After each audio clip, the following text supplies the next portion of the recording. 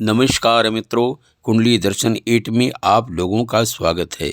मित्रों, कभी कभी पौराणिक कथाओं में ऐसे प्रसंग आते हैं कि जिसे पढ़ते हुए हृदय गदगद हो जाता है। उन्हीं कथाओं के अनुसार जानते हैं पिता और माता के स्वरूप में अंतर क्यों होता है। एक बार गणेश जी भगवान शिव जी से कहा, पिताश्री आप यह भस्म लगाकर मुंडमाल धारण कर अच्छे नहीं लगते हैं। मेरी माता गौरी अपूर्व सुंदरी और आप उनके साथ इस भयंकर रूप में।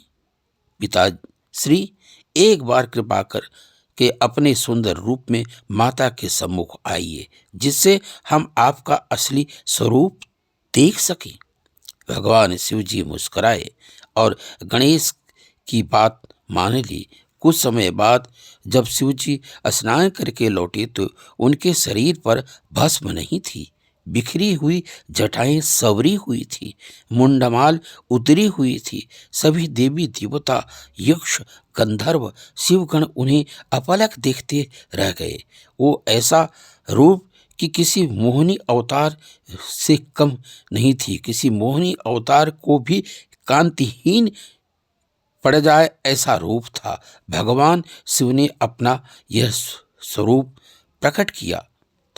शिव जी का ऐसा अतुलनीय रूप किसी करोड़ों कामदेव को भी लज्जित कर रहा था। गणेश जी ने अपने पिता की इस मनमोहक छवि को देखकर स्तब्ध रह गए। मस्तक झुकाकर ही बोले, मुझे क्षमा करें पिताजी, अब आप अपने पूर्व रूप को धारण कर लीजिए। भगवान शिव मुस्कुराते हुए पूछा, क्यों पुत्र, अभी तुमने ही मुझे इस रूप में देखने की इच्छा प्रकट की थी, अब पुनः पूर्व रूप में आने की बात क्यों। गणेश जी मस्तक झुकाए ही कहा, क्षमा करें पिताश्री, मेरी माता से सुंदर कोई और मुझे दिखे तो मैं ऐसा कदाप नहीं चाहता। शिव जी हमें हंसे और अपने पुराने रूप में आ गए, स्वरूप में लौट आए। पौराणिक कथा ऋषि प्रसंग का सार स्पष्ट करते हुए कहते हैं, आज भी ऐसा ही होता है। पिता रुद्र रूप में रहता है क्योंकि उसके ऊपर परिवार की जिम्मेदारियां, अपने परिवार का रक्षण, उनके मान सम्मान का ख्याल रखना होता है, तो थोड़ा कठोर रहता है।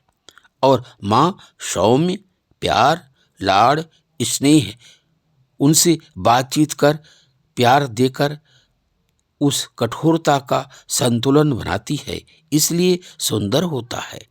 माँ का स्वरूप पिता के ऊपर से भी जिम्मेदारियों का बोझ हट जाए तो वो भी बहुत सुंदर दिखता है।